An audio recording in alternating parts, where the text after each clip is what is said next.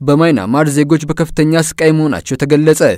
በማይናማር የካቶሊክ ቤተክርስቲያን የበላይ ኃላፊዎች የአገሪቱ ዜጎች በከፍተኛ ስቃይ ውስጥ የሚገኙ መሆናቸውን በመመላከት ርዕሰ ሊቃነ ጳጳሳት ሌዮ 14ኛ ላቀረቡት የሰላም ጥሪም ምስጋናቸውን ገልጸዋል። በማይናማር የማንዳላ ሀገረ ስብከት የበላይ ኃላፊ ክቡር አባ ፒተር ሴን ሃይንግ በማይናማር ግጭት የሚካሄድባቸው ዜጎችም ለመፈናቀልና ለከፍተኛ ችግር የተጋለጡባቸው ቦታዎች ይገኛሉ ሲሉ ተናግረዋል። ክቡርነታቸው በሀገረ ስብከታቸውም በተለይም ሳጊንግ የሚባል አካባቢ በከፍተኛ ግጭት ውስጥ የሚገኝ መሆኑን አመላክተዋል። ርዕሰ ሊቃነ ጳጳሳት ሌዮ 14ኛ ባሳለፍነው እሁድ በማይናማር እየተካሄደ የሚገኘውን ግጭት በማስታወስ የሰላም ጥሪ ማቅረባቸው ይታወሳል። ቅዱስነታቸው በአገሪቱ ዜጎች እርዳታ የለሽነትና ለጥቃት የተጋለጡ ያለ እየተሰማቸው እንደሆነም መናገራቸው የሚታወስ ነው። በማይናማር ከፍተኛ ግጭት እየተካሄደ ቢሆንም ካህናት፣ ገዳማውያንና ካቴኪስቶች በግጭት በተጠቁ ቦታዎች እርዳታ በመስጠት ላይ እንደሚገኙም ተገልጿል። ክቡር አባ ፒተር ሴን ሀገረ ስብከታቸው ከገዳማውያንና ካቴኪስቶች ጋር በመሆን ማህበራዊ አገልግሎቶችን ከመስጠት ባሻገር በቅርቡ ከደረሰው የመሬት መንቀጥቀጥም ለማገገም እየሰሩ እንደሚገኝ